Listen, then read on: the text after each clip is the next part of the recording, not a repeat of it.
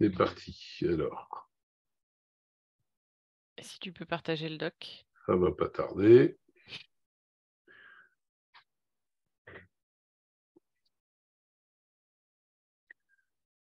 Alors, voilà. Nous y sommes. Super. Tu peux mettre en diaporama ou... Oui, si la fonction veut bien se mettre en ordre. Voilà, c'est parti. Formidable. Vas-y, je te laisse démarrer et éventuellement je commenterai le préambule. Enfin, comme tu veux. Vas-y, vas-y. Donc, on est ravis de passer ce petit temps tous ensemble,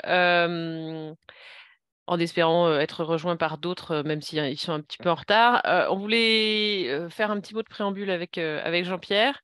D'abord pour remercier les étudiants qui ont participé à un sondage qui a été lancé il y a quelques mois de cela, justement pour définir un petit peu, arbitrer ou prioriser, disons, entre les différents formats d'intervention d'alumni qu'on pouvait envisager.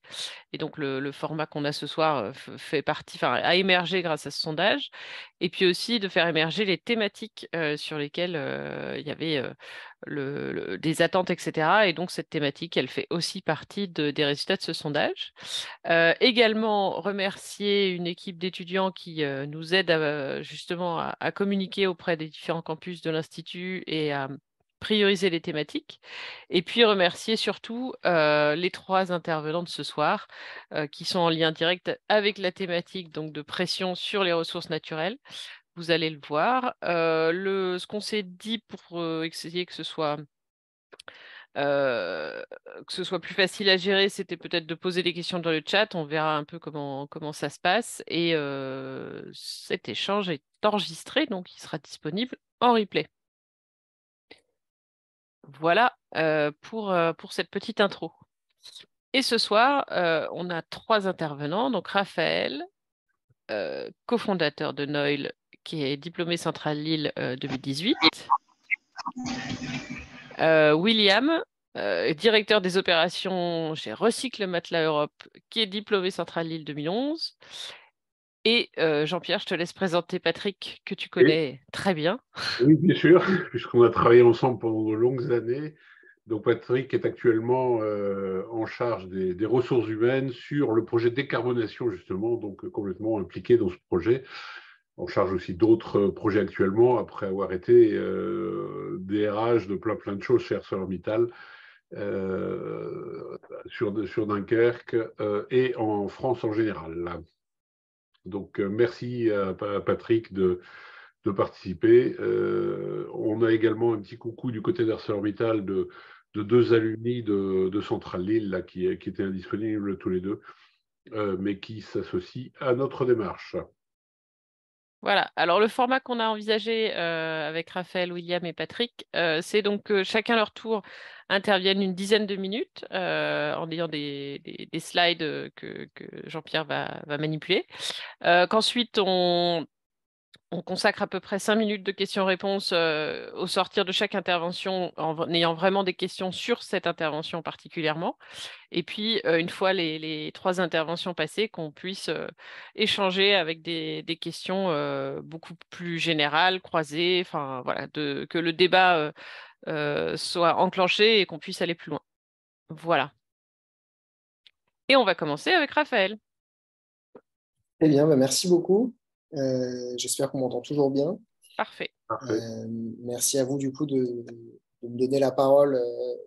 C'est quelque chose, comme je vous avais dit, comme je t'avais dit, Laurence, qui était quelque chose qui, je pense, peut être très positif pour les étudiants actuellement en école, d'avoir une vision de ce que font les alumni, en plus sur une thématique particulière.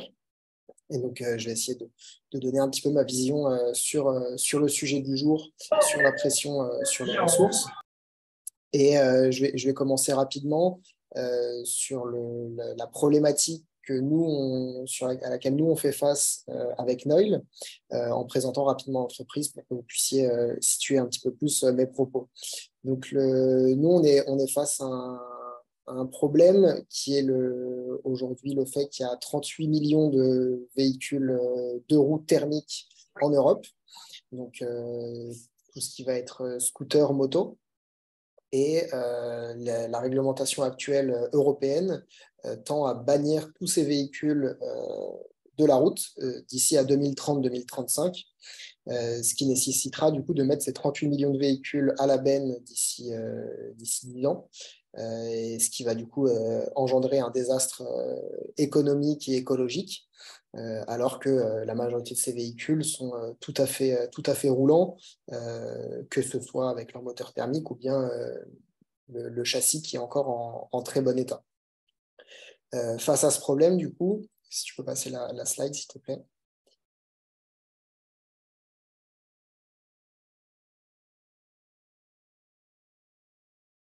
Si ça veut bien. La slide n'a pas changé, Jean-Pierre.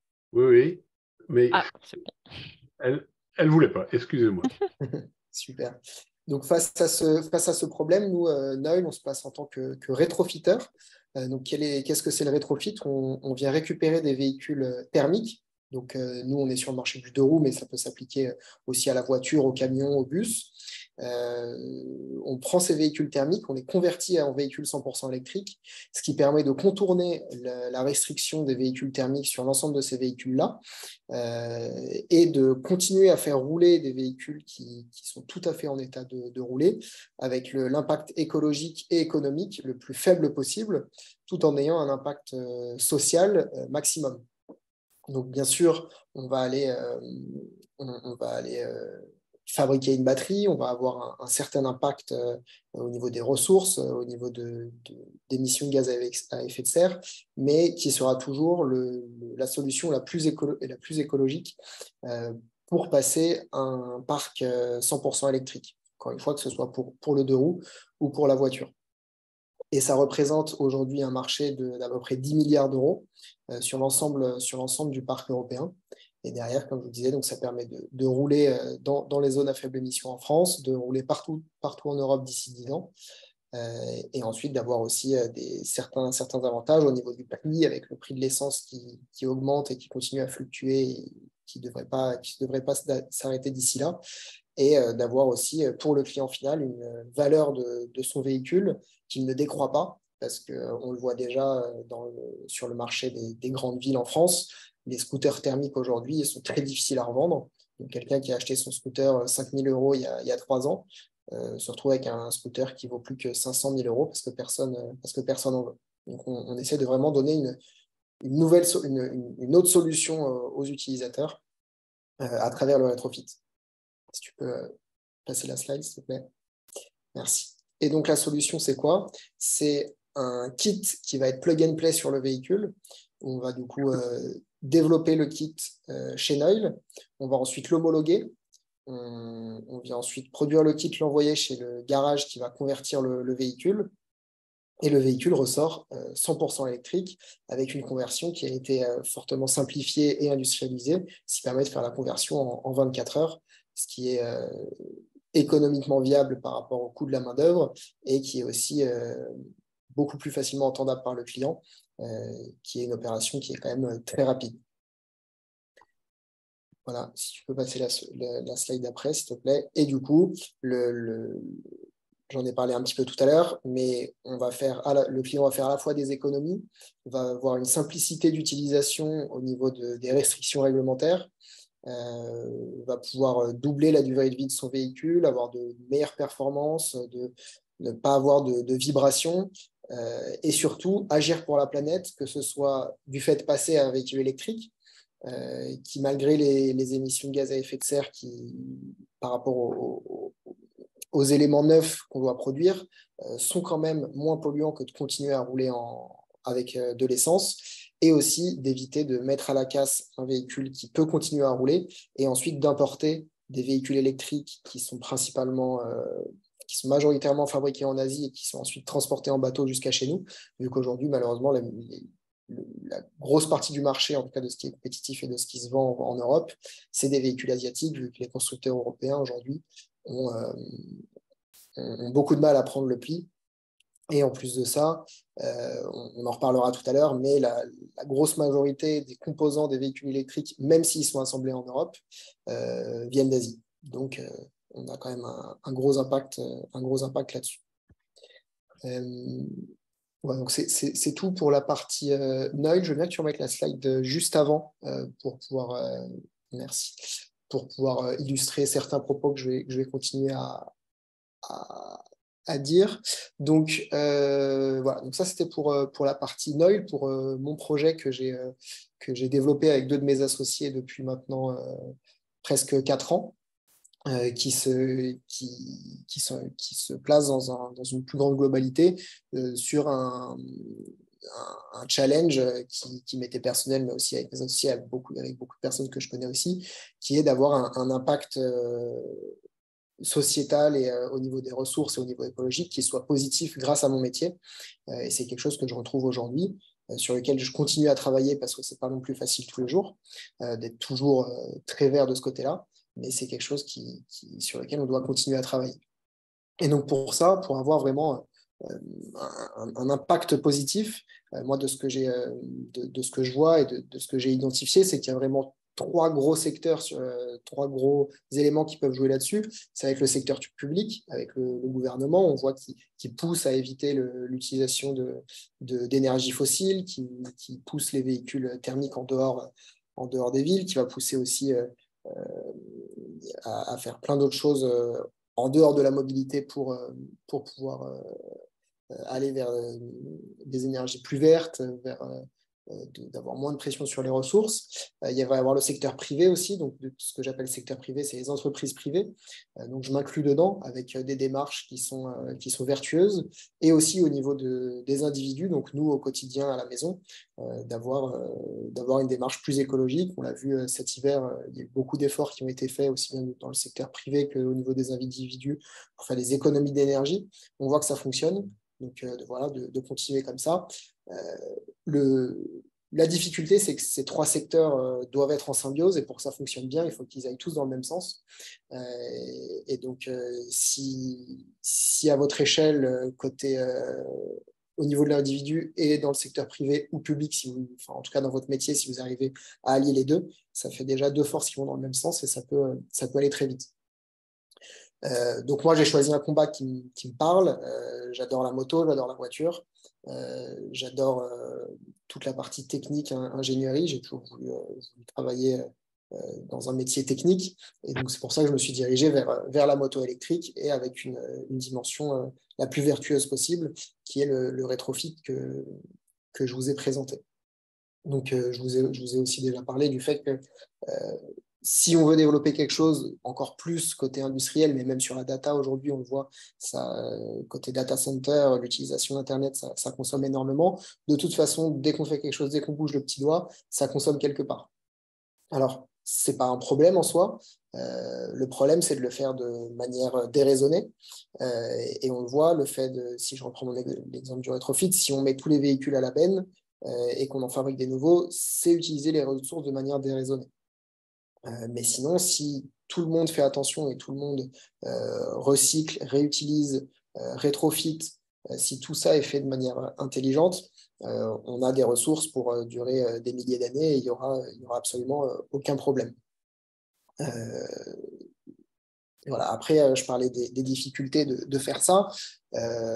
Alors, le secteur public peut nous aider fortement avec des aides, avec des subventions pour aller vers des démarches plus saines, mais derrière, il y a toujours une histoire de compétitivité. Quand on fait du recyclage un petit peu comme nous, forcément, on va avoir des marges qui vont être potentiellement plus faibles que quand on fait du neuf. C'est toujours un petit peu la solution difficile, et de se dire, voilà, ok, j'ai choisi d'être un peu plus vert, mais dans beaucoup de cas, on se retrouve à avoir moins de profit ou avoir plus de difficultés, on va prendre plus de temps, ça va être plus difficile, industriellement, c'est plus difficile. Donc voilà, c'est des combats à prendre un par un. Et aujourd'hui, par exemple, on a beaucoup de problèmes d'approvisionnement. On travaille sur de l'électrique, donc on travaille beaucoup avec le marché chinois, et que ce soit, donc on a une grosse dépendance à l'Asie, et que ce soit nous-mêmes avec nos fournisseurs de rang 1, mais même avec nos fournisseurs de rang 2, on voit bien que quand on se fournit en Europe, quand on se fournit en France, pendant la crise des composants, ils nous disaient, oui, on veut bien vous livrer, mais on ne peut pas parce que nous, notre fournisseur en Asie, il ne peut pas nous livrer. Donc au final, on en revient toujours au même et il faut faire, ça change en Europe, mais petit à petit, mais il y a toujours une histoire de ressources qui sont pas chez nous, qu'on doit transporter, et c'est quelque chose sur lequel il faut faire attention, mais il y a des éléments où c'est très difficile de lutter. Et après, il y a d'autres barrières. Il va y avoir des barrières d'investissement. Je le vois, nous, à notre échelle, on est une entreprise industrielle, donc les investissements sont assez difficiles à avoir de la part d'investisseurs privés, parce qu'on est une entreprise qui ne va pas faire x100 en bénéfices en 2 ans. Donc, c'est des investisseurs un peu plus frileux. On a besoin d'énormément d'argent pour générer peu de profit. Donc voilà, il y a pas mal de barrières encore de ce côté-là, mais on voit que les mentalités quand même commencent à changer, qu'ils vont plus facilement investir, en tout cas dans des petites entreprises qui vont dans le bon sens côté ressources et écologie, plutôt que dans une petite entreprise qui va proposer du forage de pétrole. Voilà, et après, il y a aussi un accompagnement à faire au niveau de la mentalité des individus, donc, parce que tous les individus ne vont pas non plus dans la bonne direction, ils ne comprennent pas forcément, et des démarches comme le rétrofit peuvent faire peur un petit peu, peuvent ne pas être comprises, ne pas être connues. Donc voilà, de pouvoir faire un peu de pédagogie à ce niveau-là. Et voilà, et après, pour ouvrir un petit peu, le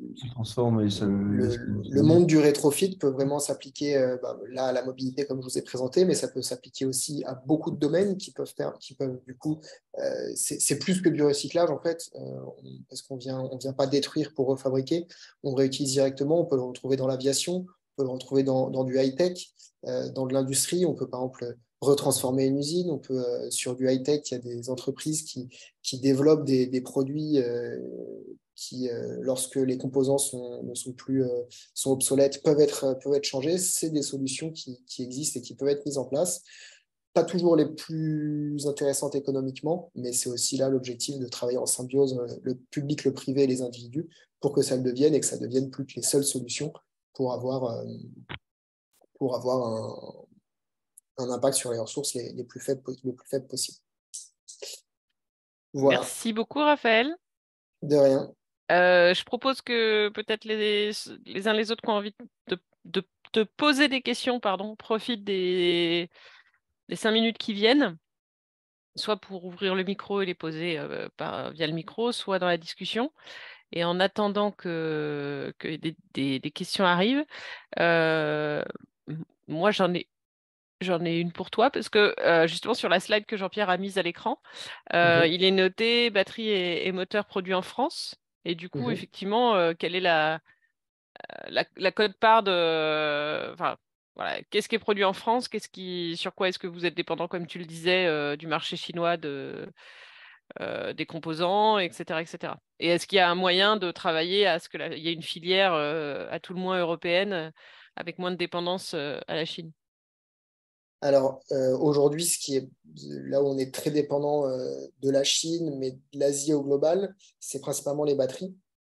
Donc, les batteries sont produites en France, mais elles sont assemblées en France, là où, en fait, ce qui compose la batterie, principalement, c'est ce qu'on appelle les cellules. C'est comme des petites piles. Ces cellules-là sont fabriquées, nous, aujourd'hui, en Corée. Mais donc c'est asiatique, de toute façon il faut les importer, et c'est principalement donc, du lithium, du cuivre et de l'aluminium, et les Coréens vont aller se sourcer en Chine pour ces matières premières-là. Sinon ça va être en Afrique, ça va être en Amérique du Sud, donc c'est de toute façon des endroits qui sont relativement loin, et l'expertise aujourd'hui sur la cellule est en Chine, au Japon et en Corée.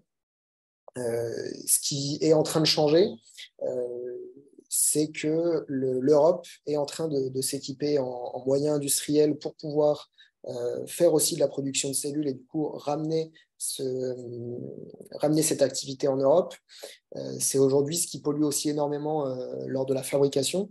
Bon, il y a effectivement l'extraction des matériaux, mais c'est des matériaux qui peuvent aussi sortir d'une filière de recyclage. Et par contre, c'est l'énergie utilisée qui est très importante, qui du coup va pouvoir être contrôlée en Europe et ensuite avoir une production européenne de ce côté-là. C'est en train de se mettre en place en France et dans d'autres pays de l'Europe. Mais pour des acteurs comme nous, ça ne va pas arriver tout de suite. Ça va principalement être à destination des grands constructeurs automobiles comme Stellantis ou comme Volkswagen, qui, eux, ont vraiment une consommation énorme. Et donc, je sais que nous, comme des acteurs comme nous, on va attendre un petit peu. Mais c'est principalement ça. Et après, il va y avoir dans le moteur tout ce qui va être cuivre, les métaux rares. Donc, enfin les terres rares, pardon, dans les aimants par exemple, où tout ça, c'est de toute façon une dépendance asiatique. Donc, vous êtes concerné à terme par les projets de Gigafactory de batteries et de les nouveaux projets d'usines de composants dont on parle beaucoup dans la région du Nord, justement. Exactement. Et comme vous dites, effectivement, à terme, parce qu'en plus, aujourd'hui, c'est une usine qui appartient en partie à Stellantis, et donc ils vont d'abord équiper leurs véhicules avant de s'ouvrir au marché. Mais c'est, je pense, quelque chose qui va arriver. C'est une tendance que de toute façon, tous les acteurs européens ont envie et sont prêts à investir là-dedans. Donc, à terme, effectivement, on pourra faire un sourcing européen. Héloïse a une question. Tu peux reconnecter ton micro, Héloïse? Oui, j'ai une question. Est-ce que vous remplacez complètement les moteurs ou est-ce que vous venez juste adapter et apporter une pièce supplémentaire? Et si vous changez les moteurs, qu'est-ce qu'on fait du moteur précédent? Alors, ça dépend des véhicules, mais globalement, sur la majorité des véhicules, on vient retirer quelques pièces du moteur thermique, parce que souvent sur le véhicule, sur les motos, sur les scooters, le moteur thermique est structurant dans le véhicule. Donc, en fait, on va garder cette structure-là, on va garder les gros carters en aluminium qui font la structure du véhicule, et on va ensuite venir plugger le moteur électrique à un endroit de ce carter-là. Et ensuite, les pièces qu'on retire ont différentes destinations. Soit c'est des pièces qui sont bonnes que à être recyclées, par exemple les fluides, ou bien certaines pièces qui sont à usage unique. Et ensuite, sinon, c'est remis sur le marché de l'occasion pour pouvoir alimenter les réseaux de pièces d'occasion qui sont aujourd'hui très minces, qui ont beaucoup de mal à se sourcer. Et donc, nous, on apporte ici une source de composants d'occasion de manière stable, avec toujours un peu les mêmes composants, vu qu'on travaille toujours sur les mêmes véhicules. Et c'est quelque chose dont nos partenaires sont très friands. Merci. Je crois qu'il y a Julien qui a une question. Oui, déjà, merci pour la présentation. Du coup, je ne savais pas votre cahier des charges sur l'autonomie du véhicule, mais du coup, pour la batterie, vous faites quand pour trouver la place pour la mettre? Alors, c'est le gros challenge sur l'ensemble de nos véhicules. On va les placer soit sur le porte-bagages à l'arrière quand on est sur des petites mobylettes, où ça va être du style une batterie de vélo assistance électrique. Sinon, on va les mettre soit dans le coffre du scooter, soit à la place du réservoir d'essence du scooter. Et là, après, à chaque fois, ça va être différent suivant le modèle. Mais globalement ça va être ça. Et donc, on a moins de place que dans un véhicule électrique qui a été dimensionné pour. C'est toujours la grosse problématique, c'est que ça n'a pas été fait pour avoir un moteur électrique, ça n'a pas été fait pour avoir une batterie. Donc, on fait avec la place qu'on a. Mais globalement, on arrive à mettre la quantité de batterie qu'on veut sans aller dans l'excès, vu qu'on considère quand même on sait que la grosse partie de la problématique des ressources et de production de gaz à effet de serre, c'est la production de la batterie. Donc, on considère que ça ne sert à rien de mettre beaucoup de batterie dans un véhicule qui n'en a pas besoin. On se concentre sur des véhicules urbains qui n'ont pas besoin de beaucoup de kilomètres d'autonomie. Et donc, on propose en gros 50 km d'autonomie pour nos petits véhicules. Et on considère que Tesla, par exemple, qui fait la course à l'autonomie avec leur batterie, ce n'est pas forcément la solution. Nicolas. Merci. Yes. Merci pour ta presse, Raphaël. J'aurais une question plus côté ressources et gisements par rapport aux différents scooters et deux roues thermiques.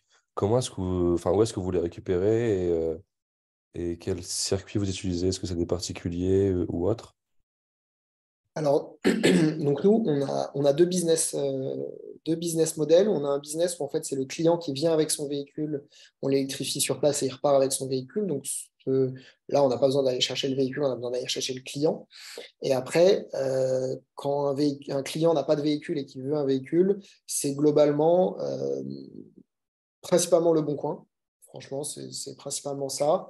Et après, dans tous nos garages partenaires partout en France, on en a aujourd'hui à peu près 150, qui eux ont souvent des bons plans, des trucs, un contact à la casse, un contact par-ci, par-là. On va pouvoir aller chercher des lots de véhicules. Et après, donc soit c'est eux qui font les conversions chez eux, soit ils nous les envoient pour qu'on fasse les conversions chez nous. Mais c'est aujourd'hui, tu mets le point sur une grosse problématique de ce marché, du marché du rétrofit au global, c'est de se dire, aujourd'hui, tous les véhicules, tous les produits qu'on aimerait rétrofiter sont répartis partout en France, partout en Europe, partout dans le monde. Et soit on s'amuse à tous les rassembler dans une usine et on fait une belle supply chain avec une belle ligne de désassemblage et d'assemblage pour que ce soit bien, soit on le fait localement en essayant d'apporter les véhicules dans un service local. Et nous, aujourd'hui, c'est ce sur quoi on a parié. Donc, c'est plus facile côté logistique, mais on a d'autres problématiques derrière l'industrialisation. Ok, merci. Et autre question, du coup, dans la même lignée, est-ce que vous avez prévu de faire de la location, par exemple, ou des événements, des événements autour du scooter et de la location du scooter, par exemple? Ce que tu appelles location, c'est une location sur plusieurs jours, plusieurs semaines, ou sur une location longue durée comme sur les voitures? Une location plutôt courte, j'aurais pensé, sur une journée ou autre. Par exemple, venez découvrir Paris ou venez découvrir telle ville avec c'est ce genre de scooter, par exemple, en termes de modèle. Alors nous, non. Nous, en gros, on se place en tant que constructeur de véhicules.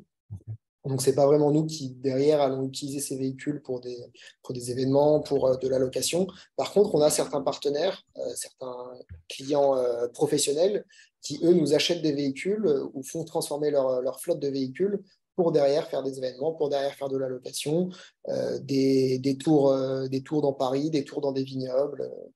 Voilà. C'est nos clients derrière qui vont faire ces activités. Patrick, merci. Ouais, moi je suis très impressionné. Ça a l'air tout simple quand on parle et moi ça me paraît très complexe dans ma tête. Et j'ai une question quand même relative à la complexité. C'est je connais pas là, moi, la diversité des scooters, des motos et de tout ce qui existe. Donc vous avez à peu près combien de kits possibles? Parce que doit y avoir une standardisation parce que c'est pas que je suppose un kit par type de scooter possible. Donc comment vous faites, ou est-ce que c'est complexe à ce point? Mais alors à ce moment-là, c'est une grosse gestion pour en plus arriver à le faire en 24 heures chez des personnes agréées, quoi. Alors, effectivement, c'est une bonne question. Je le présente de manière simple là, mais effectivement, chaque modèle va avoir son taux de diversité. C'est notre travail, du coup, en amont, de sélectionner chaque modèle, chaque véhicule pour pouvoir avoir une standardisation maximum. Mais globalement, on va avoir une architecture et un kit principal composé d'une batterie, d'un moteur et d'une électronique différentes suivant les catégories. On va commencer par le Solex, on est très peu puissant avec une architecture sur la roue avant. On a ensuite les mobylettes, tout ce qui va être Peugeot 103, Motobécane, où là on a une architecture différente, on est un peu plus puissant, le moteur est placé à un autre endroit. Tous les scooters 50 cm3, ils ont tous la même architecture, donc ça c'est génial. Et on a trouvé un form factor de batterie qui rentre dans tous les coffres de 50 cm3. Donc là, on va avoir pareil le même kit sur tous les 50 cm3. Et après, sur les 125 récents, pareil, ils ont tous la même architecture, on arrive à faire à peu près équivalent. Et après, est-ce qu'on va sur des véhicules un petit peu plus particuliers? De temps en temps, on le fait et du coup, il y a vraiment un kit spécifique avec un moteur spécifique, une batterie spécifique. Mais c'est vraiment des marchés qui nous sont. C'est là où c'est des marchés sur lesquels il y a beaucoup de clients qui sont en demande. Et là, on accepte de faire une entorse. Mais sinon, après, globalement, même avec le même kit, on va avoir des petites pièces d'adaptation mécanique qui diffèrent. Et là, il faut que le véhicule soit passé dans nos ateliers et qu'on ait pu développer les pièces en conséquence. Donc, en fait, les véhicules sortent au compte-gouttes. Même si on a le kit de développer, il faut qu'on ait vu le véhicule au moins une fois de chez nous pour avoir fait les mesures et développer les pièces mécaniques. Merci beaucoup, Raphaël. S'il y a encore des questions pour Raphaël, n'hésitez pas à les mettre dans le chat. Et on va passer à William, qui a peut-être une question, puisque je vois qu'il a la Non, main mais levée. du coup, c'était juste pour enchaîner sur la question là, de Patrick. Au final, ça fait à peu près combien de volumes, enfin de modèles différents que vous arrivez à couvrir? En nombre ou en pourcentage de ce qui existe sur le marché? En pourcentage, je ne l'aurai pas. Mais globalement, aujourd'hui, donc nous, on se concentre sur mobilette et scooter parce que justement, il y a une plus faible diversité en mobilette et scooter qu'en moto. Mais en mobilette, on est aujourd'hui sur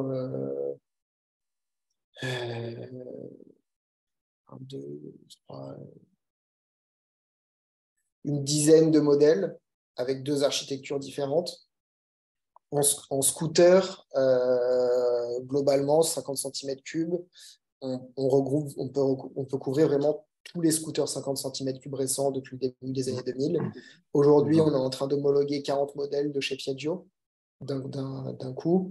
Mais comme je disais, ces 40 modèles, on ne va pas pouvoir les faire demain. On va pouvoir commencer par 8 modèles qu'on a déjà vus chez nous. Et après, au fur et à mesure, on va pouvoir les ajouter au catalogue dès qu'ils seront passés chez nous, quoi. Super. Impressionnant. Merci encore, Raphaël. Ouais, franchement, c'est très, très chouette. Merci. On va poursuivre le dialogue avec toi dans la dernière partie, mais là, on va laisser la parole à William, qui est un champion de l'économie circulaire et qui est... Enfin voilà, tu vas nous expliquer, William, Un champion, je dirais pas, mais voilà, un passionné. voilà, moi, sur la partie ressources, en fait, je voulais profiter de cette présentation pour présenter mon parcours, expliquer un petit peu ou donner un exemple, du coup, aux étudiants sur ce qui pouvait se faire quand on sortait de l'école. Il peut se faire beaucoup, beaucoup de choses. Et voilà, en parlant un peu de mon parcours, du coup, centré sur la ressource. Alors, Jean-Pierre, Et hop, tu es aux commandes des voilà. slides. Voilà. Je dis Super. William, au fur et à mesure, je change sur tes ordres. Ok, donc du coup, si je devais me présenter en quelques mots, j'opterais sur trois sujets, enfin trois thématiques. Et la partie performance, je suis quelqu'un qui est orienté résultat, donc toujours à chercher à faire mieux avec me mettre un objectif et essayer de l'atteindre euh, en, euh, en y allant étape par étape et en allant toujours de l'avant. Orienté également résolution de problèmes.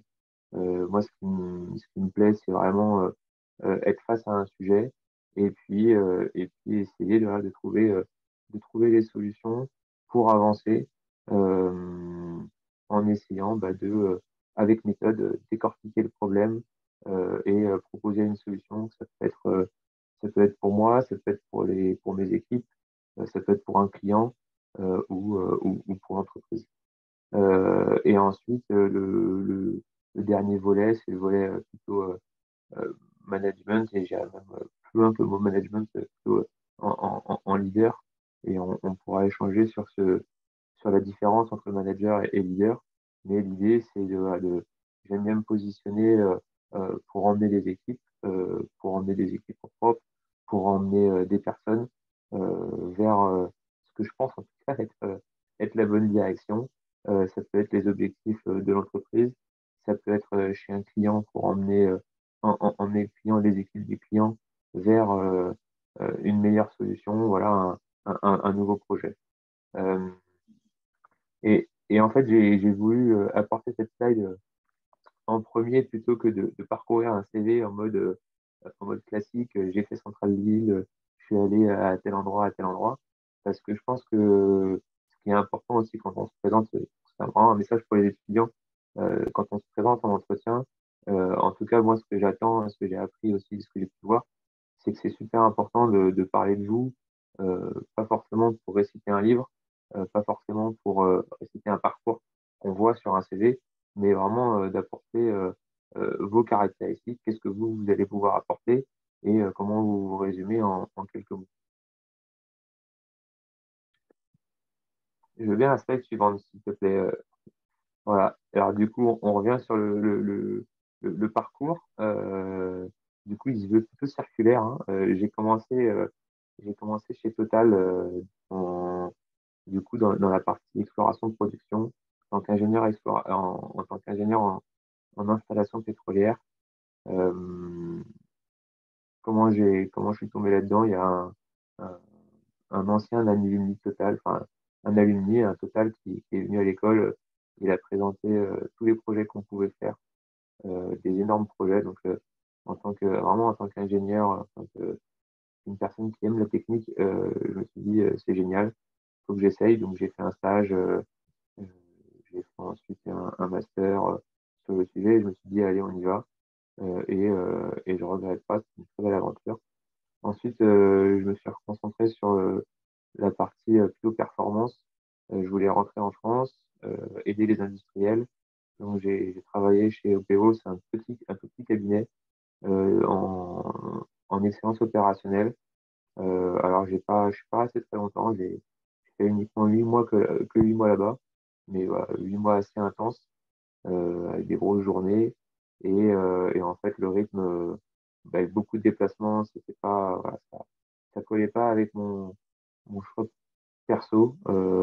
On voulait avoir des enfants avec ma femme et donc du coup partir du lundi au, au jeudi soir à travailler le vendredi, donc pas voir mes enfants travailler non-stop, c'est pas forcément ce que j'avais envie ou en tout cas besoin à ce moment-là. Donc du coup j'ai préféré arrêter et après je me suis recentré sur qu'est-ce que je voulais faire et c'était finalement en fait l'énergie, le recyclage, des sujets super intéressants, enfin, finalement assez techniques, simples, mais quand même techniques, à proximité des villes, locales, en France. Donc, voilà, je me suis orienté sur le déchet euh, et j'ai atterri chez Veolia, je pense qu'on n'a pas besoin de le présenter, et sur un centre d'enfouissement que je connaissais pas. Et donc là, j'en parlerai un peu plus tard. Euh, et au bout d'un an et demi, on m'a fait une proposition pour travailler chez Recyc Matelas. C'est un tout petit groupe industriel, une centaine de personnes, un groupe qui a 10 ans. Et ça correspondait tout à fait avec ma volonté de remonter la boucle des énergies, de l'industrie, du déchet, et en fait de se dire on met trop de matelas dans les centres d'enfouissement, donc trop de déchets. Donc comment on fait finalement pour ne pas voilà, faire en sorte que ça arrive pas que ça arrive pas dans ces centres d'enfouissement. Et donc, est-ce que tu peux passer à la page suivante? Tac. Du coup, l'idée, c'est de faire après une page par chaque expérience. Donc là, chez Total, une petite carte du monde, des principaux endroits où où je suis allé bosser. Ça a commencé en Indonésie pendant 6 mois, un stage de, un stage de césure. Ça, je recommande vraiment aux étudiants. Le stage de césure, ça permet d'essayer, de travailler, de voir en fait à quoi correspond le monde du travail, qu'est-ce qu'on attend, qu'est-ce qu'on apprend en bossant. Et puis de partir à l'étranger, ça permet de découvrir une autre culture, de voir un peu ce qui se fait ailleurs, comprendre comment les autres fonctionnent et voir qu'en fait on est vraiment très très différents et d'apprendre à connaître l'autre, c'est toujours une bonne chose pour aussi se connaître soi-même et voir qu'en fait en France, il y a des bons côtés, on a de la chance sur certains sujets. Donc voilà, c'est, j'invite, euh, j'invite vraiment les étudiants à avoir ce genre d'expérience. J'ai travaillé également au Shetland, chez Total, enfin dans le pétrole, on fait beaucoup c'est ce qu'on appelle de la rotation, c'est-à-dire on part 4 semaines sur le travail, on travaille 7 jours sur 7, en général des grosses journées. euh, Et après 4 semaines, en fait, on est qu'un binôme. et on échange, en fait, on est deux sur le poste. Donc, au bout de 4 semaines, le binôme arrive, on fait un petit compte rendu de ce qui s'est passé, on se tape dans la main et puis on repart pour chez soi pour 4 semaines de vacances. Donc, c'est un rythme assez intéressant parce que quand on est au boulot, on est à fond dans le boulot.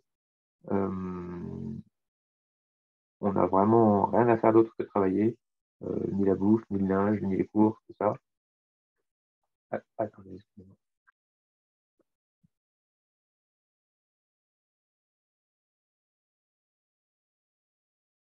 Allô, allô. Je crois que William se déplace.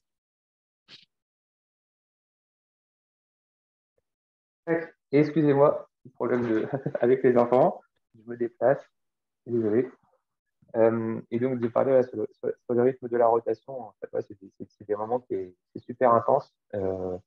Alors après, l'inconvénient, c'est que du coup, on n'est pas chez soi, on n'est pas là, on a du mal à voir ses copains, on a du mal on n'est pas forcément là pour les mariages, les enterrements, la vie de famille.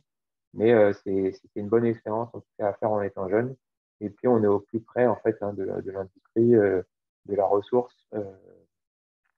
Donc, un sujet super intéressant. Et puis, j'ai fait pareil au Nigeria, enfin au Congo, sur une plateforme pétrolière. J'ai travaillé sur des projets divers et variés. Et ce que je voulais dire sur la partie ressources, en fait, c'est que chez Total, effectivement, on fait du pétrole.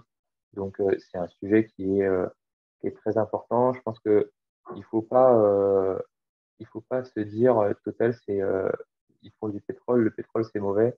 Oui, le pétrole, c'est pas la solution à long terme.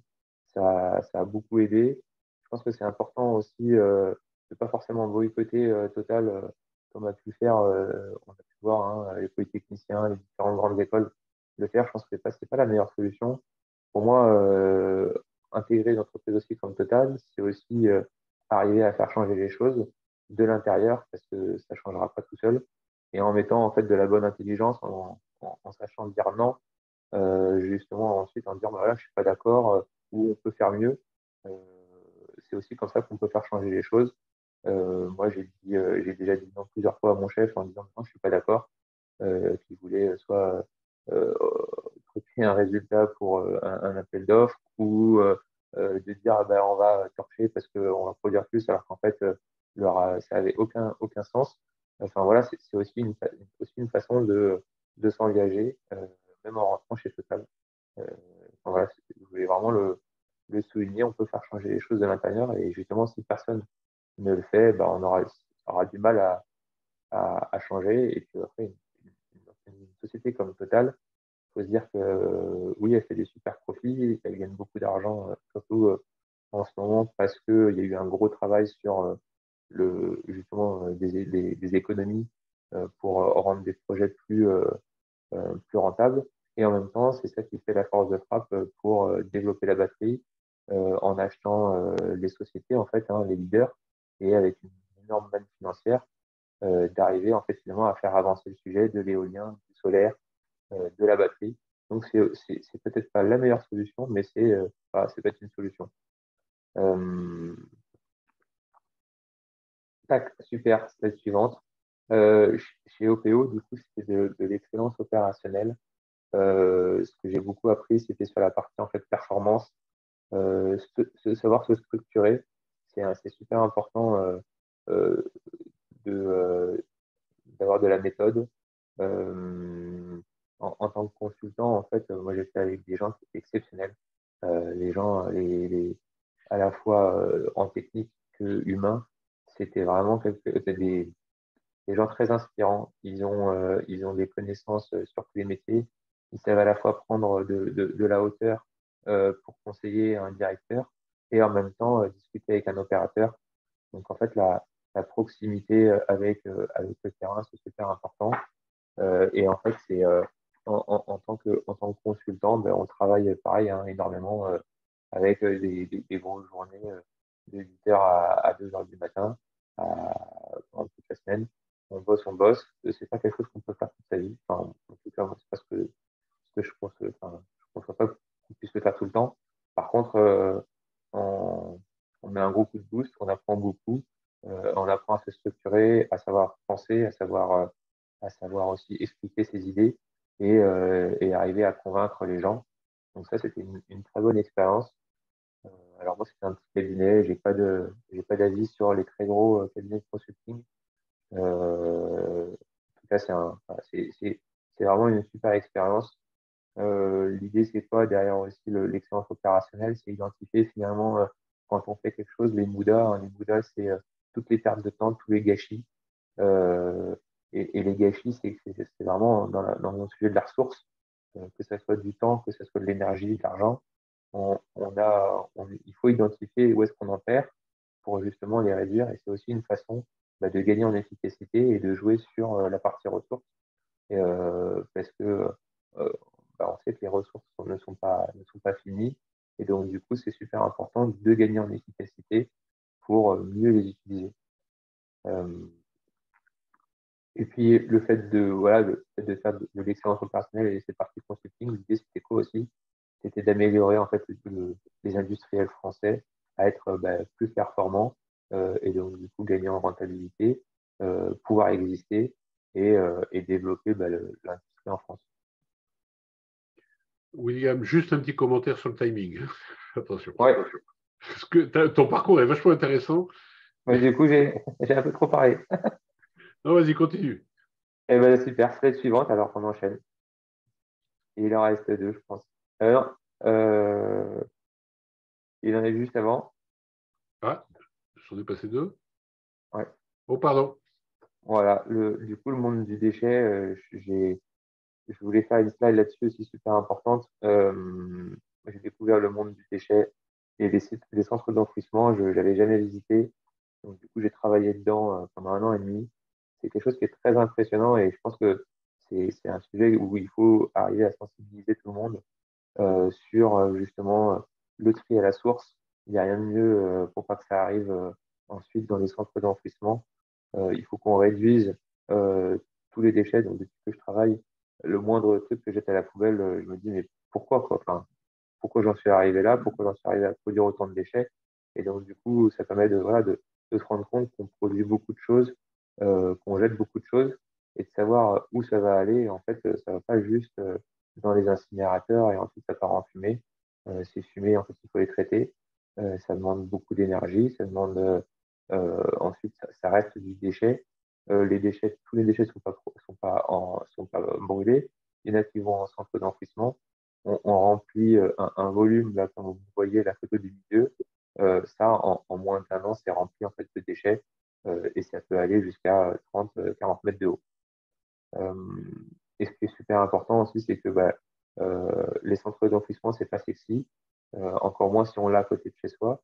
Mais ce qu'il faut savoir, c'est qu'avant, les déchets ils étaient envoyés dans les pays émergents.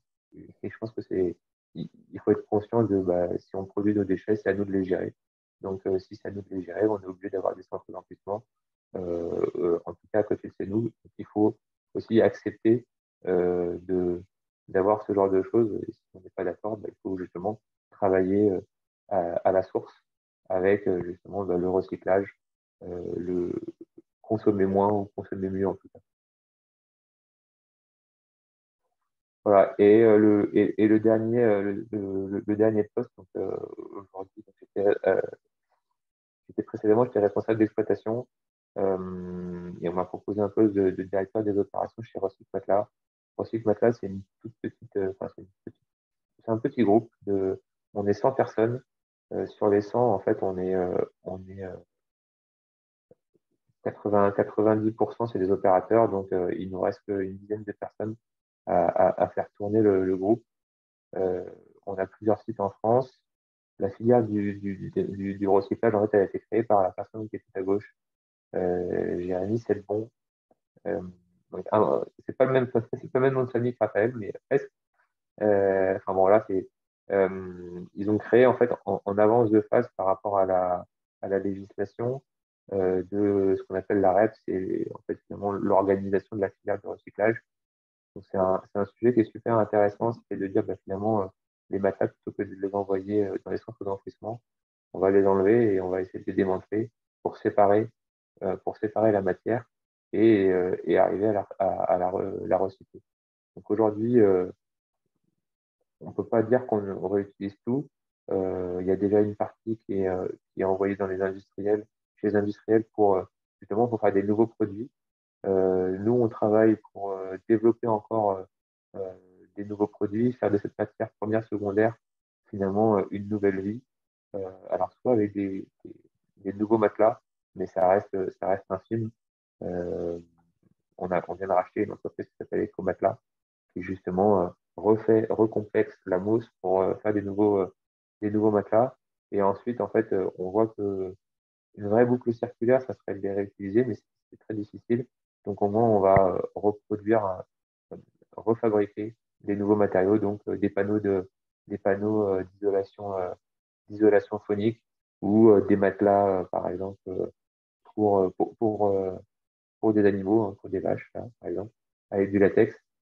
Et en fait, la grande difficulté, c'était initialement, c'était de collecter les matelas, d'organiser la filière, ça c'est chose faite. Ensuite, c'était d'industrialiser, de montrer qu'on pouvait faire des gros volumes. Aujourd'hui, on fait 80%, on recycle 80% des matelas on va dire, qui sont recyclables. Et on arrive à traiter des très, très gros volumes. Et en fait, la next phase, l'étape d'après, c'est justement d'arriver à réutiliser en fait toute cette matière. Donc, c'est bien beau d'arriver à les démanteler, mais si demain les industriels ils savent pas réutiliser la matière première secondaire, parce qu'en fait de la matière noble, enfin neuve, bah, c'est beaucoup plus simple hein, que d'essayer de réutiliser la matière. Si ces industriels en fait ils se forcent pas à avoir un taux de réutilisation suffisamment important, bah, en fait, on n'y arrivera pas. Donc voilà, le but pourquoi je dis ça, c'est en tant qu'ingénieur, en fait, il faut arriver. Est-ce qu'on peut passer à la slide d'après, comme ça je vais enchaîner, c'est un peu vite. Ah ouais, non, c'était terminé. Non, ce que je voulais dire, c'est que c'était important en tant qu'ingénieur, en fait, d'aller dans l'industrie, parce qu'en fait, l'industrie, elle a besoin justement, elle a besoin d'ingénieurs pour déjà, c'est quelque chose qui est concret. Elle a besoin d'avoir, de redorer, de redorer l'industrie française pour pouvoir exister, pour pouvoir faire du local et de l'économie circulaire. Euh, donc, du coup, il y a plein de nouvelles idées à avoir.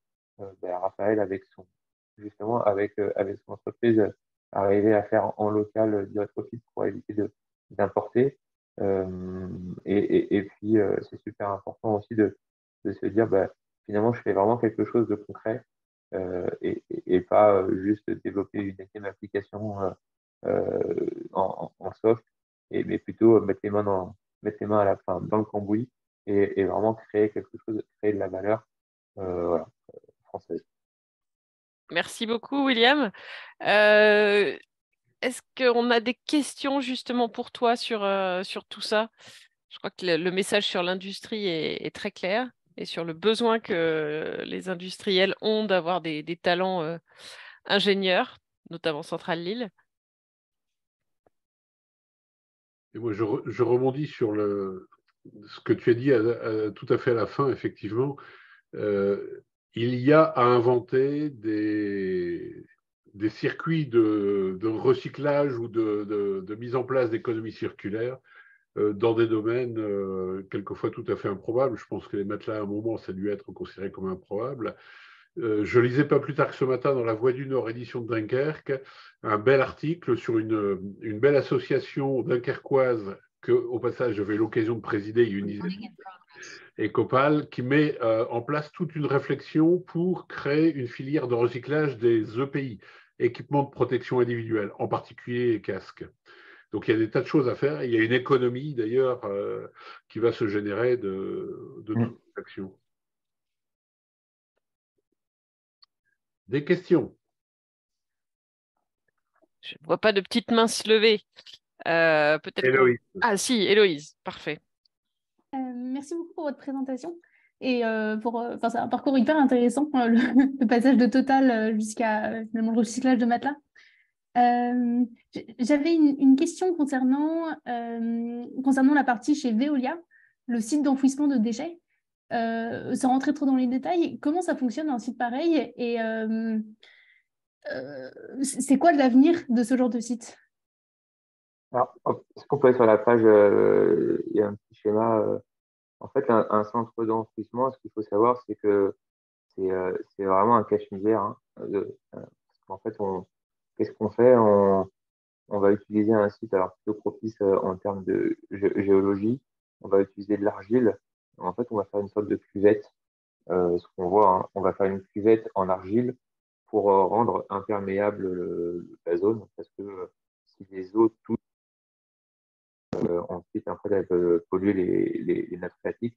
Donc, en fait, on va construire, c'est du terrassement, hein, du terrassement pour construire cette alvéole avec à la fois de l'argile et puis ce qu'on va appeler des membranes. Ensuite, on va rentrer en déchet dedans, on va mettre du déchet. On va mettre plusieurs centaines de milliers de tonnes dans ces zones-là et on va la refermer pareil, avec de l'argile pour faire comme ce que je disais, un petit cache-misère avec après un peu de- d'herbe ou des panneaux solaires au-dessus, parce qu'on peut pas construire on peut pas construire hein, sur ces zones-là. Et on va finalement juste attendre et on pourra rien faire de ces déchets. Alors certains disent qu'on les réouvriront, on va réouvrir ces centres parce qu'après on arrivera à revaloriser les déchets. Moi, je suis pas tout à fait convaincu. Donc, après, ces centres-là, déjà, c'est du déchet qu'on n'arrivera pas, on ne pourra pas recycler, on va juste ne rien faire avec. Et en termes de tonnage, la volonté du gouvernement, ça reste quand même de réduire au fur et à mesure le nombre de centres de ce type. Et ils peuvent jouer à la fois sur le nombre d'arrêtés préfectoraux délivrés pour pouvoir ouvrir un site comme ça, ou en tout cas exploiter, et puis sur le nombre de tonnes qui sont autorisées à être réceptionnées. C'est le premier axe. Et le deuxième axe, c'est la taxe. En taxant en fait au fur et à mesure, de plus en plus, c'est-à-dire les tonnes rentrantes, en fait, on force les industriels à se tourner vers du recyclage. Si j'ai une tonne de déchets, qu'elle me coûte 300 euros pour l'enfouir, ben, en fait, je vais peut-être réfléchir pour essayer de la revaloriser. J'ajoute un point, il y a aussi un gros enjeu de prévention des déchets. Les meilleurs déchets sont ceux qui ne sont pas produits. Et là, il y a aussi beaucoup d'actions pour justement pour éviter de les produire, en particulier pour les particuliers. Mais c'est vrai aussi pour les entreprises. Guillaume. Et bonsoir à tous, merci pour la présentation. J'avais une question sur les matelas. Vous les rachetez au centre de tri ou alors c'est une obligation des centres de tri de vous les faire venir? Ou voilà.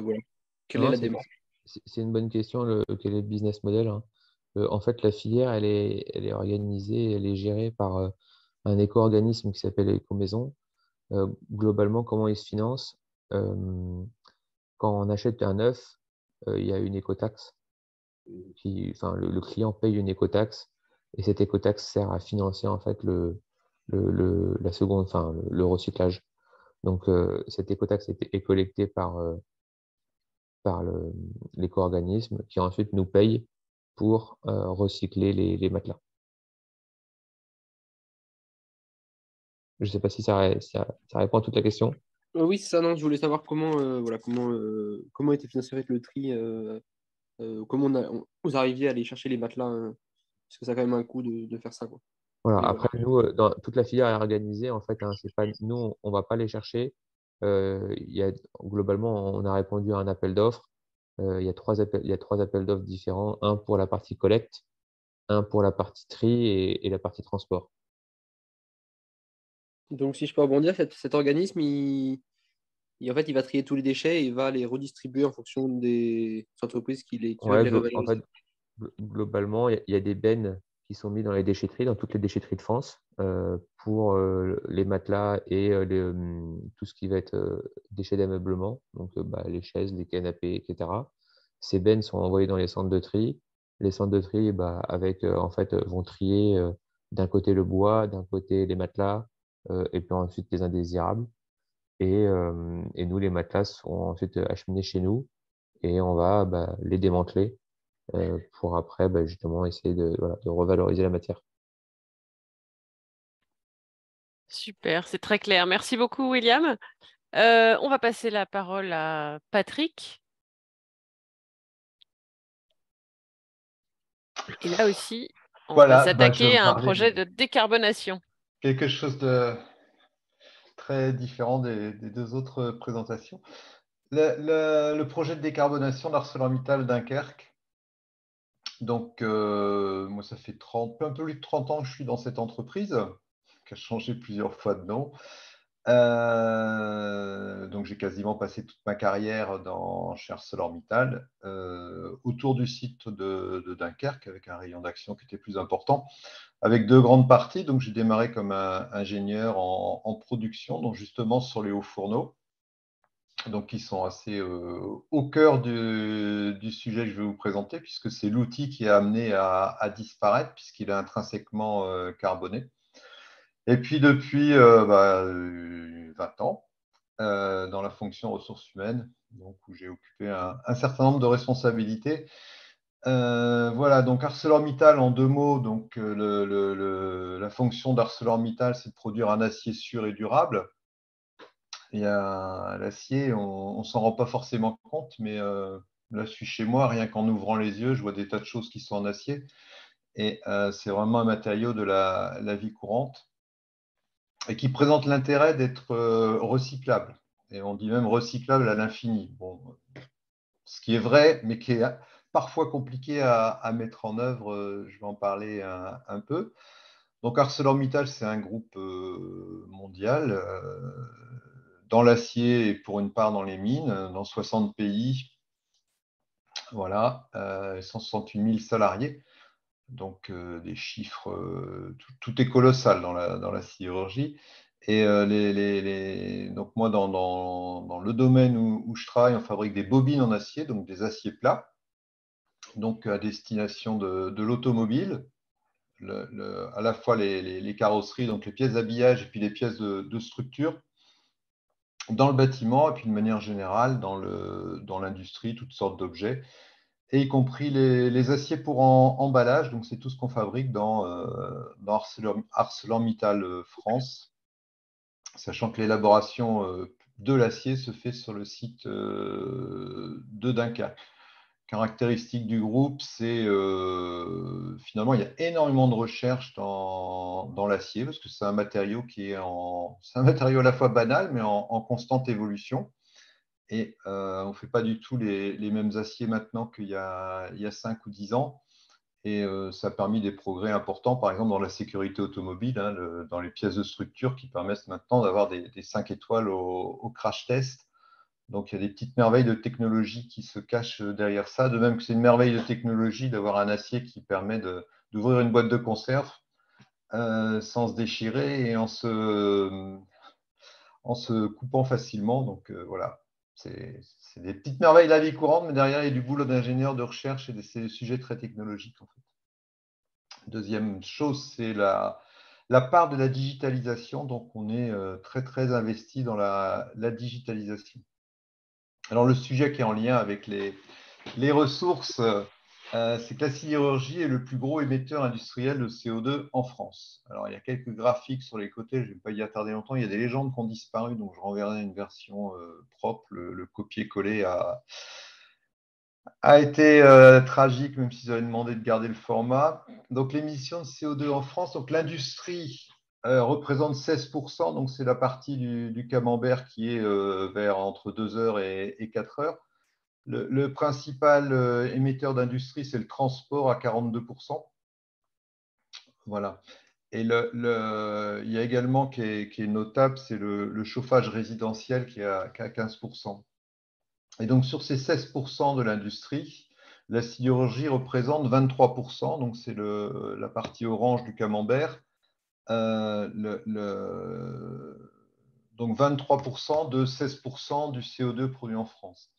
La sidérurgie est intrinsèquement, je dirais, carbonée dans la filière au fourneau. Qui est décrite, on part du minerai de fer et du charbon. Donc, le minerai de fer et le charbon sont transformés dans des outils spécifiques Et tout ça est mis dans un haut fourneau, donc qui est un appareil qui date de très longtemps. Au départ, c'était des bas fourneaux, mais c'est un procédé qui est devenu industriel, c'est à la révolution industrielle, justement, qui est, en termes de thermodynamique, c'est un processus hyper élaboré qui concentre plein de sens de l'ingénieur. Donc, effectivement, j'ai toujours mon côté ingénieur et ça m'a toujours fasciné. J'y ai passé des années fantastiques, à la fois dans l'intérêt intellectuel et puis dans le côté humain, parce que c'est un métier qui est quand même assez difficile. On côtoie vraiment des gens qui, il y a une trentaine d'années, étaient encore venus de l'autre côté de la Méditerranée, pour certains, pour faire des travaux physiques. Donc, il y a eu toute cette transformation aussi de passer d'une industrie de main-d'œuvre à une industrie de process, avec de l'automatisation et puis une très très forte montée en compétences. Donc, le haut fourneau fabrique de la fonte, donc un mélange de la fonte liquide, puisque pour passer du minerai de fer à l'acier, on a deux sujets à traiter. D'abord, c'est que le fer dans la nature il est sous forme d'oxyde, donc il y a nécessairement une réduction. Et puis l'oxyde, il ne se balade pas tout seul dans la nature. Donc, quand on ramène du minerai de fer, eh bien, il n'y a pas que de l'oxyde de fer, il y a aussi de l'alumine, de la silice, enfin, tout ce qui constitue les roches classiques. Et donc, il y a cette double séparation à faire chimique et puis la séparation du fer des autres matériaux. Et le fourneau fait les deux par la réaction de réduction, donc avec du monoxyde, du carbone et du monoxyde de carbone produit par la combustion du charbon. Et puis la séparation par la fusion. Donc après, c'est transformé en acier, puisqu'il y a du carbone qui reste dans la fonte. Donc on refait passer de l'oxygène pour avoir du fer assez pur et mis à nuance, et on le solidifie. Donc dans des coulées continues, ensuite on le lamine. Il faut passer la suivante, parce que sinon je vais vous faire un cours de haut fourneau. Et ce n'est pas le but. Voilà. Donc il y a nécessité et une volonté et du groupe et puis de l'Europe qui a donné un cadencement. On voit la volonté politique a une influence forte. Donc pour arriver à une neutralité carbone au plus vite, donc en 2050. Et l'outil qui a été mis, il ne faut pas se leurrer, c'est les quotas de carbone. Parce que en Europe, en tout cas, ça veut dire économiquement impossible de produire sans décarboner. Voilà. Donc, il y a un aspect politique, c'est une obligation politique, économique et commerciale. Ce qui pose un problème d'ailleurs, parce qu'on est sur un marché très mondial, de voir comment on articule les contraintes qu'on donne aux industriels par rapport à des choses qui sont tout à fait nobles, par rapport aussi à maintenir une concurrence loyale par rapport à des parties du monde qui n'appliquent pas les mêmes règles. Sachant que d'une manière ou d'une autre, produire de l'acier d'une manière décarbonée, c'est des investissements énormes et c'est globalement une augmentation des coûts de production quoi qu'il arrive. Et ça pour arriver à faire le même produit à la fin. C'est-à-dire que ce n'est pas un produit qui aura une valeur ajoutée technique, il aura une valeur ajoutée pour les gens qui trouveront que c'est bien de dire que leur produit a eu un bilan carbone très bon. Mais sur un plan du matériau et de son utilité, de ses fonctions, le fait de le produire par une filière décarbonée, à part une prise de risque de ne pas arriver à bien exploiter les process, ne change pas le matériau et ne donne pas d'avantage concurrentiel. Voilà. Donc, le projet là, de remplacement en fait, complet de la filière, c'est un des trois plots de notre projet de décarbonation. Donc, le premier, c'est la circularité de l'acier. Donc, c'est utiliser, mettre dans le convertisseur, donc le moment où on met de la fonte pour la transformer en acier, c'est de mettre le max, profiter de la chaleur qu'il y a et de faire fondre dans ce bain de fonte qui se transforme en acier, de faire fondre de l'acier qui est récupéré. Donc, on nous dit maintenant de l'acier usagé parce qu'il paraît que ferraille, ça fait pas top en termes de marketing. Donc, je dirais quand même parfois ferraille parce que j'ai un peu de mal à m'habituer, mais de l'acier usagé. Et on a eu un gros investissement logistique qu'on a mis en place sur le site de Dunkerque qui a permis de doubler la quantité d'acier usagé qu'on enfourne, donc de passer de monter à 1 million de tonnes. Et ça fait économiser beaucoup de CO2 puisqu'on n'utilise plus tout le charbon du haut fourneau. Le deuxième volet du projet, c'est remplacer les outils, donc la filière au fourneau. En fait, on coupe le haut fourneau en deux. On fait la partie réduction à froid, enfin sans aller jusqu'à la fusion, ce qui simplifie grandement le processus. Donc, on fait du fer réduit, mais qui reste encore sous forme de petites boulettes de matière. Et ensuite, on fond ces boulettes de matière dans un four électrique, donc avec de l'électricité. Et en fait, ça simplifie énormément le procédé, parce que le gros problème du haut fourneau, c'est que c'est un échangeur complexe, vu qu'à l'intérieur cohabitent des matières solides, des matières liquides qui fondent au fur et à mesure, et du gaz qui cherche à remonter au contre-courant. Et en fait, la raison pour laquelle le haut fourneau est forcément carboné, c'est que au moment où les matières qui descendent deviennent liquides, elles ne peuvent circuler que dans le charbon qui a été coquéfié. C'est-à-dire que le charbon sous forme de coque a un rôle de structure métallique, et c'est lui qui permet l'écoulement et le croisement des gaz qui montent et des matières solides qui se liquéfient, qui descendent. Sinon, ça ferait un bouchon et il n'y a plus de gaz qui passerait. Et en séparant la réduction de la fusion, on échappe à ce problème d'avoir une ossature qui tienne et qui assure l'écoulement de tous les composants. Voilà, alors vous me direz pourquoi on ne l'a pas fait plus tôt. On ne l'a pas fait plus tôt, ça existait dans le monde, mais une usine sidérurgique, c'est quelque chose qui coûte tellement cher à construire que tous les 20 ans, on rénove un fourneau, et pour faire très bien les choses, on investit dedans à peu près 200 millions d'euros, tous les 20 ans. Pour construire ça qui va se substituer à un haut fourneau, il faut mettre 1,4 milliard d'euros. Donc, ça ne vaut jamais le coup. À partir du moment où on a les installations, ça coûte beaucoup moins cher de les rénover, de les entretenir, de les reconstruire partiellement, que de partir base zéro, avec en plus un process qu'il faut réinventer, qui, a priori, présente plus de contraintes et moins de possibilités en termes de réglage fin de ce qu'on fait. Donc, c'est pour ça que sur des technologies qui existaient, elles n'ont jamais été mise en substitution.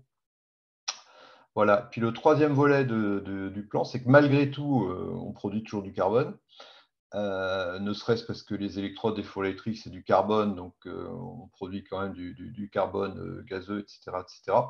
Et donc, on travaille aussi sur des sujets de séquestration, de récupération du carbone parmi les gaz, du CO2, et avec des projets de recherche en termes de séquestration, donc aller les enfouir par exemple dans des endroits où on a extrait du gaz naturel, puisque a priori géologiquement, si le gaz naturel est resté coincé, le CO2 peut bien rester coincé à la place.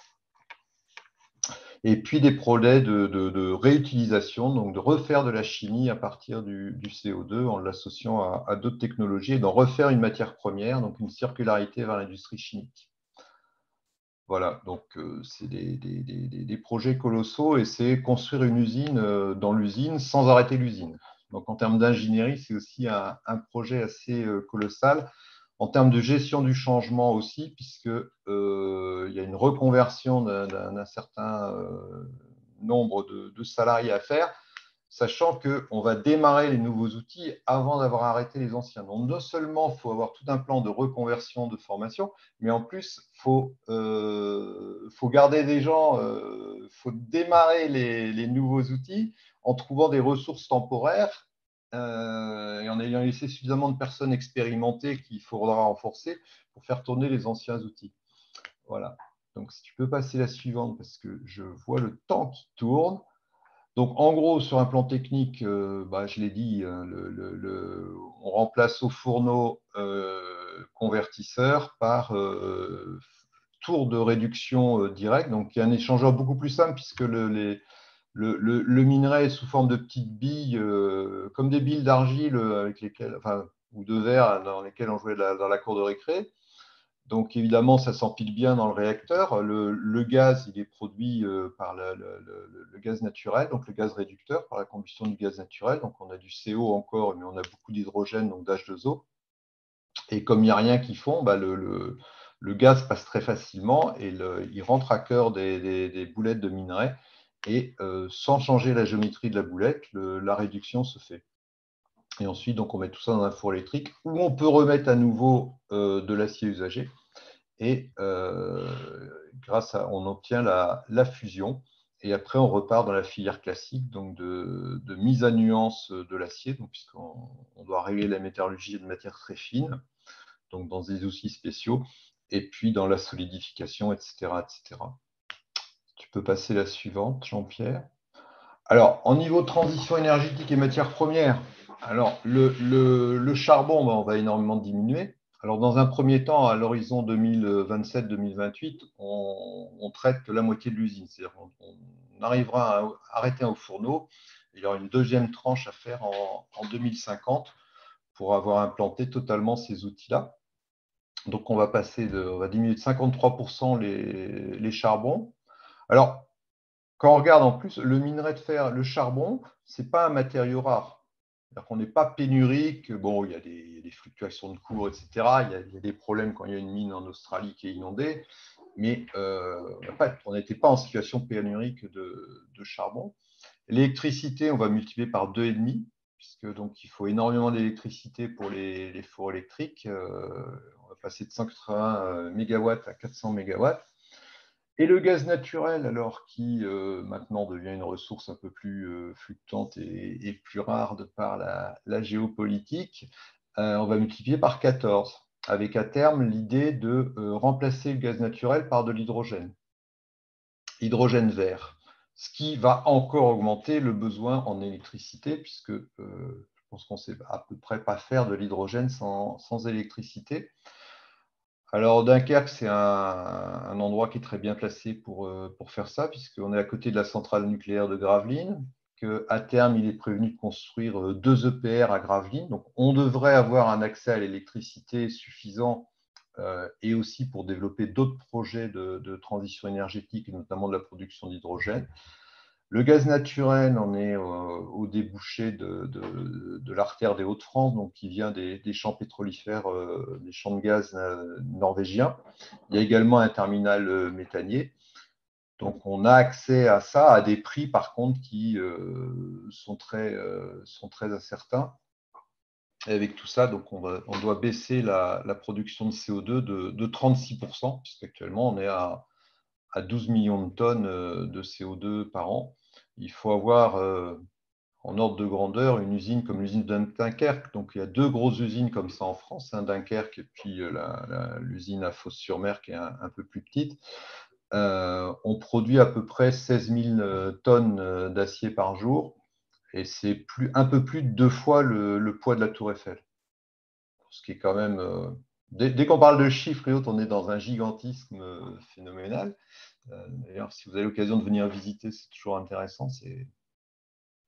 Et avec des hauts fourneaux, une filière hauts fourneaux bien réglée, et en Europe, elles sont plutôt bien réglées comparées à d'autres filières dans d'autres pays du monde, on produit 1,8 tonnes de CO2 par tonne d'acier. Donc, on fabrique plus de CO2 qu'on ne fabrique d'acier.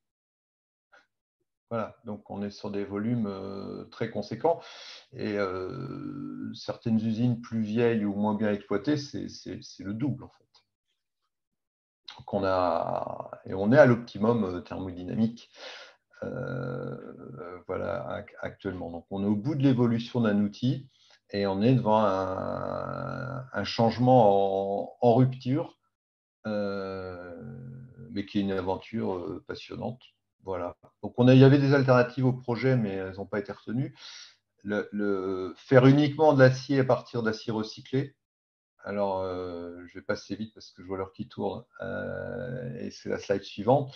Un des sujets, c'est d'organiser en parallèle les circuits de collecte de l'acier recyclé. Alors, d'abord, il n'y a pas assez d'acier recyclé pour ne pas avoir besoin de minerai de fer. Donc, on est obligé d'aller extraire du minerai de fer et de faire ce qu'on appelle du fer neuf.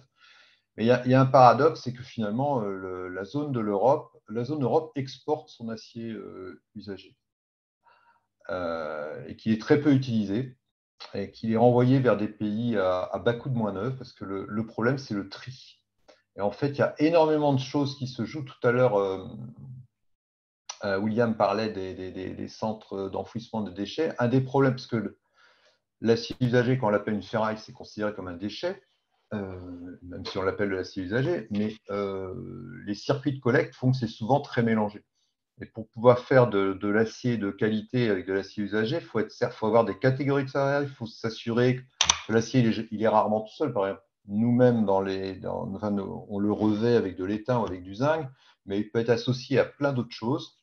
Et donc, la collecte et le tri, c'est très, très, très compliqué. Donc, on travaille aussi là-dessus parce que beaucoup de l'acier usagé, donc, qui est une ressource, il sort de l'Europe et on est obligé d'en réimporter. Donc, mettre en place des filières mais conséquentes d'acier usagé, quitte à aller, par exemple, chez les constructeurs automobiles, récupérer leur chute directement. Ce n'est pas la peine que ça passe par un ferrailleur qui va tout mélanger, quoi. Donc, à assurer une qualité de l'approvisionnement. Donc, en termes de ressources, avec ce projet, on a quand même un certain nombre d'incertitudes par rapport à la disponibilité de l'acier usagé, la disponibilité de l'hydrogène, de l'électricité, du gaz nat, et la disponibilité aussi des petites boulettes de minerai de fer, parce que tout le minerai de fer n'est pas transformé en boulettes, loin s'en faut, et que tout le monde va essayer de basculer sur ces technologies, donc il y aura forcément des embouteillages, d'où l'intérêt d'être précurseur et puis de développer en même temps des process qui sont les plus robustes à la non-qualité, parce que les petites boulettes de minerai de fer qui seront d'excellente qualité, de qualité supérieure, elles seront très demandées. Donc, il y aura beaucoup de process pour arriver à faire de l'acier de qualité avec des matériaux divers, des matières premières diverses qui, des fois, devront évoluer et de trouver le meilleur optimum entre la qualité de la ressource et puis la qualité de ce qu'on produit qui, elle, n'est pas négociable. Voilà, je pense que j'ai fini. 28. Merci beaucoup. Merci, Patrick. Passionnant, mais impressionnant de par les chiffres, bien sûr. Oui, c'est vertigineux. Et j'imagine que ça ouvre plein de perspectives, parce que ta casquette, Patrick, dans ce projet-là, c'est l'aspect RH. Oui. Et j'imagine que ça ouvre plein de perspectives avec des métiers qui ne sont pas forcément existants aujourd'hui. Alors, c'est à la fois vrai et pas vrai, parce qu'on a une grande habitude d'intégrer des gens. Quand on prend quelqu'un qu'on va embaucher en unité chirurgique, qu'on le prenne avec un bac pro, un BTS ou un diplôme d'ingénieur, globalement, il n'a pas appris à l'école à travailler ou sur un fourneau, sur une aciérie ou un train. Bien sûr. Un train de laminage, donc il y a tout un processus de formation interne. Et quand on prend quelqu'un qui arrive avec un diplôme, quel qu'il soit, je pense en particulier par rapport aux opérateurs, ils ne cherchent pas à venir chez nous pour aller travailler sur le haut fourneau ou sur le train. Bon, une fois qu'ils ont fait 5 ans de haut fourneau, ils trouvent ça tellement beau qu'ils ne veulent plus en partir.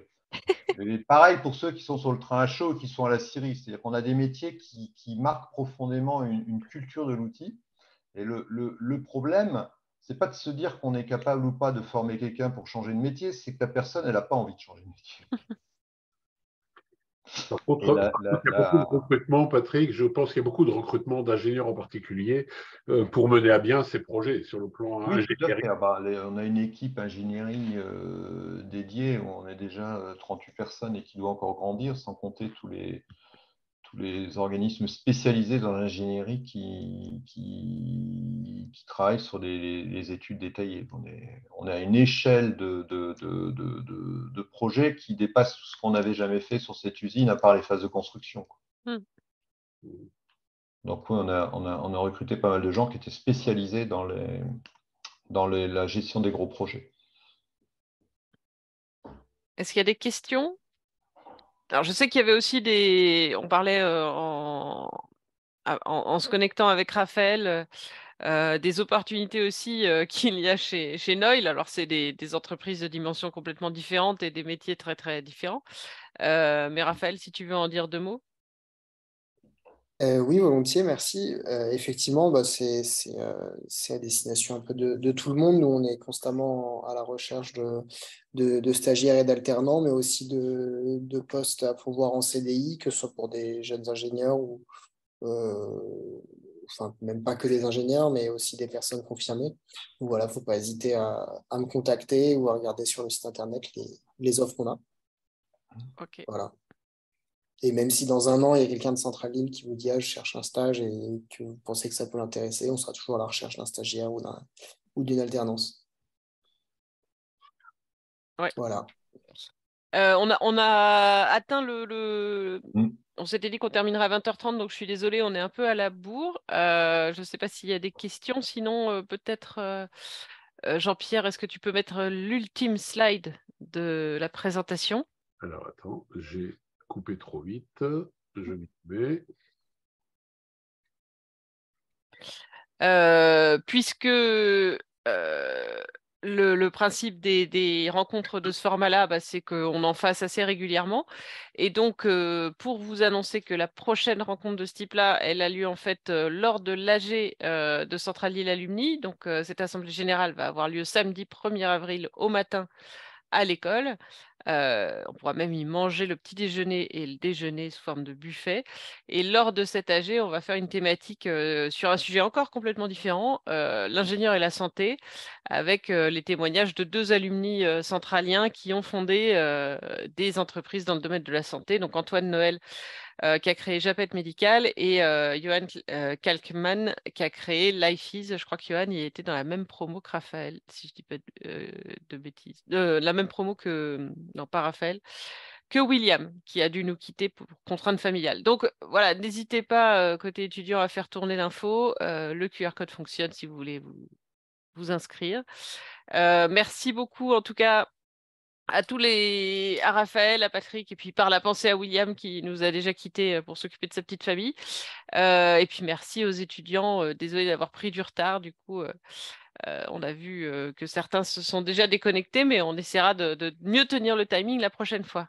Jean-Pierre, je te laisse ajouter quelque chose. Petite information pour Patrick et Raphaël. Donc, on a enregistré les présentations et elles seront mises à disposition de l'ensemble des étudiants. Donc, tous ceux qui ont voulu mais qui n'ont pas pu participer pourront visionner et je pense qu'il y aura du bouche à oreille qui va fonctionner compte tenu de l'intérêt des 3 présentations.